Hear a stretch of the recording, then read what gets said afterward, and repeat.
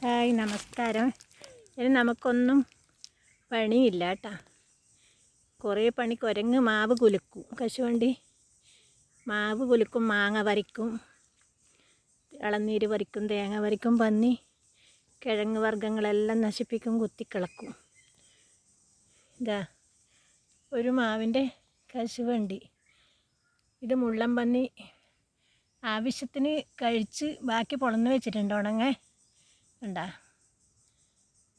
പൊറുക്കാൻ വന്നപ്പോൾ ഒരു മാവിൻ്റെ ഒരണ്ടിയിൽ കിട്ടീന്, ഒരു കല്ലണ്ടി. ഈ ഒരണ്ടി നല്ലത് കിട്ടീന്.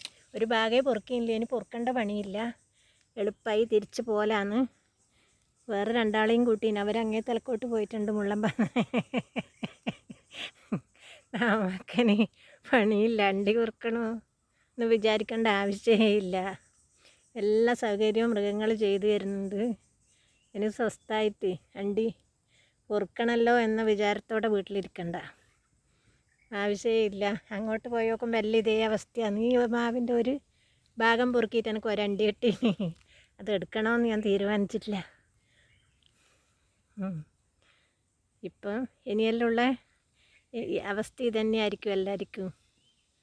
പന്നി, ആന, പിന്നെ കുരങ്ങ്, എന്നാൽ വേറെ പറയണ്ടേന്ന് ഇപ്പോൾ ഓർമ്മ കിട്ടുന്നില്ല. മുള്ളൻ പന്നിയാണ് ഇത് ചെയ്തത്.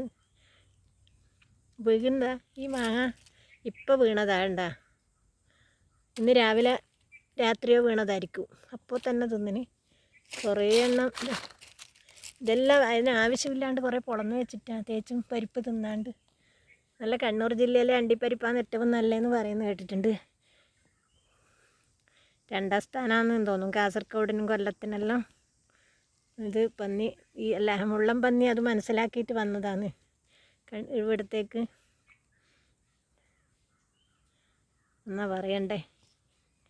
രാവിലെ തന്നെ വെറുതെ വെയിലെല്ലാം കൊണ്ട് ഇങ്ങോട്ട് വന്നു.